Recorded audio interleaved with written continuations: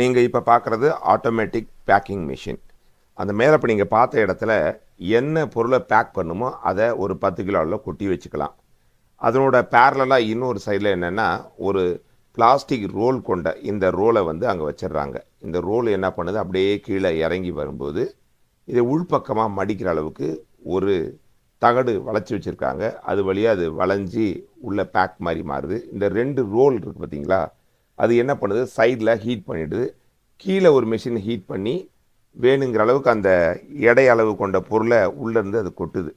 அப்படியே பார்த்தீங்கன்னா அந்த பக்கம் போய் பொருள் போடுறதுக்கான ஏணிப்படி இதான் நான் சொன்ன அந்த பிளாஸ்டிக் ரோலு 10 கிராமில் இருந்து 5 கிலோ வரைக்கும் இதில் பேக் பண்ணலாமா. இந்த கீழே ஒரு ஜாயின் பண்ணுது பாருங்கள், அதுதான் கீழே வந்து ஹீட் பண்ணி கரெக்டாக பேக்கிங் பண்ணுது.